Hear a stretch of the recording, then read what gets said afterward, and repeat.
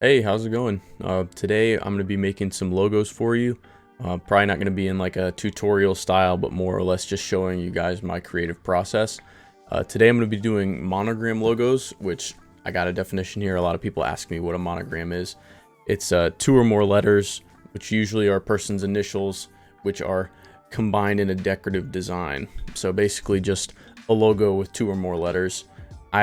I call one letter logos monograms as well, because why not? But yeah, I got 3 letter options. I went and did a letter generator, and I've got the letters MX, SZ, and EU. So we're going to do 3 logos today, and we're going to jump on into it. One thing real quick that I failed to mention in my recording, this is all going to be for a Instagram account I've made right here called Logo Vault. It's a place where I'm making logos and just putting them up for sale. If you're interested in that, or if you just want to see some of my other work, I'd really appreciate it if you took the time and went on and checked it out. But yeah, let's get into making some logos. Okay, so here we are in Illustrator now with the MX sketch. This one's going to be pretty easy to do because I have this right here. I just brought this in. This is part of a file I already have. It's like pre-made, where I have a couple of different grids where it really makes it easy. I'll show you in a second to basically just like coloring. It's like a coloring book. You just fill in the triangles or the squares that you need for your design, and then boom, you're done. So it makes it really easy. And I'll show you here the easiest way that I do it is you take your original image and you just lower the opacity a little bit so you can see everything. So I'm looking at these 3 triangles right here, creating that top V shape of the M. So that can help you kind of visualize what I'm seeing. And then all we have to do now is just click on this, hit Shift M to go to your little shape builder action. Make sure we're on the right colors, and now you kind of just draw the logo. This is, you know, I don't know if people think this is cheating or not. It's literally gonna make the logo that I drew, so that's why I love doing it so much.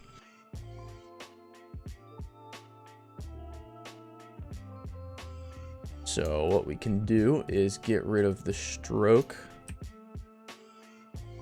and invert it. So now we'll have just the outline. Let's see what 14 looks like.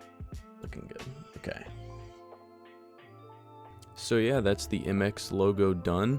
I think the verticality of the logo really speaks for the angles and how the X and the top of the M match up and kind of fit well within each other. And I think it turned out really nice.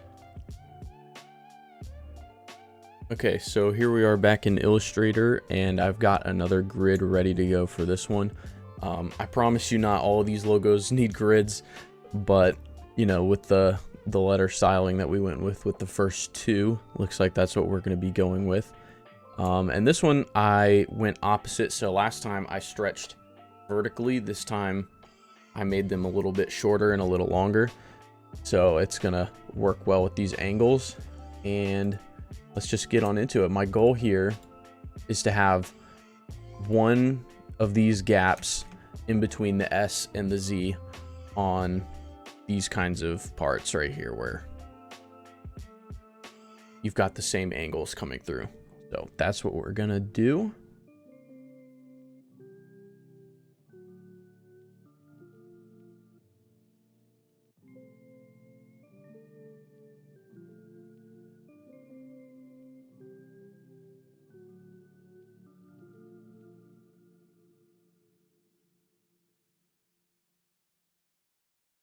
I think that looks pretty good.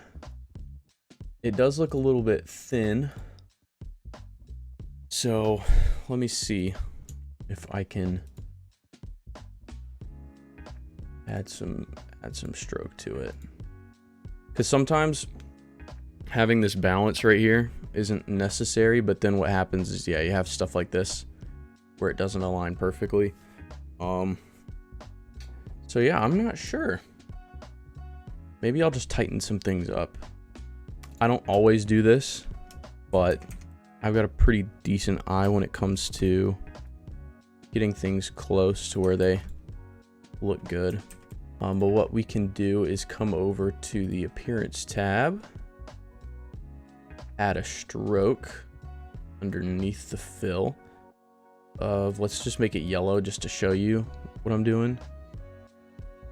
You know, get it up to like 30. That's looking good. I don't want to have any gaps like in here or on these shapes. Just make sure everything's got a nice solid outline. And then what I'm going to do is I'm going to duplicate the stroke and then go to the one below it and make it black and then make it even thicker. There we go. Now it's the same width as the gap, but what I'm going to do is, just to make it look a little more stylized, I'm going to lower it down to 50. So now we've got the SZ with a black outline. We can come in here, and if you don't like it, you can keep it in the appearance tab. What I usually do is I will duplicate it. So if I need to alter it later, I can do that. But for now, I'm just going to go in here and hit expand appearance and then path, outline, stroke. Now you've got all the strokes are now outlines, and you can come in here and then delete it. And there we go. Now we have like a nice little outline to go around it. I think it adds to it. This isn't the style of logo I would normally go with, but now looking at it, it's got that triangle shape. It's really angular and almost sporty. I could see this like for a streamer, like an esports kind of logo. It's pretty unique, I'll give it that. But yeah, I think it looks pretty good. All right, so back in the computer, I think this is definitely going to be the weirdest one to put on the computer, because sometimes you'll have a logo you can sketch out and it looks good how it is, and then you try to execute it in the computer and it comes out a bit wonky.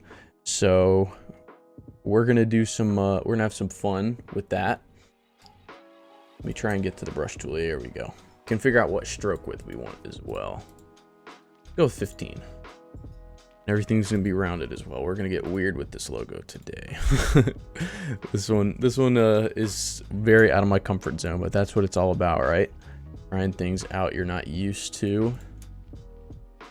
And that's what I want to use this channel for. At the end of the day, I would love to try and explore so many different alleys of design, because I like to do these monogram logos and I'd say I'm pretty good at them, but there's so much more I can do. And I think it would just be really fun to test the waters and see what's out there. But for now, let's stick to doing what we're good at. And I will try and draw these paths out.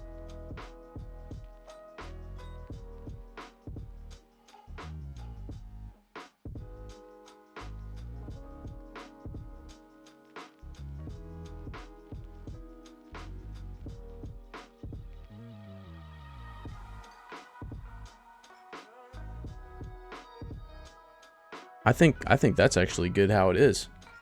Now let's bring the lines back in and line everything up here. No pun intended there.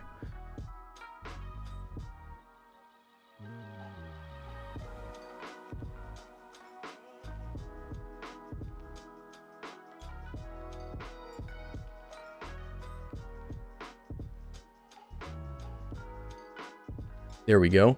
I'm actually going to take an extra step here and maybe see if we can fit it into a circle. That might look pretty good. So let's extend these out. Like so. And then getting a back look of it, I'm going to try and expand this out a little further as well. Like this. It looks a little bit more circular, and then let's try and smooth it out. Perfect. Okay. There we go. So now we got this all in a group, and we can do one of these. Now that's obviously not perfect, so we can tweak it a little bit. Here we go.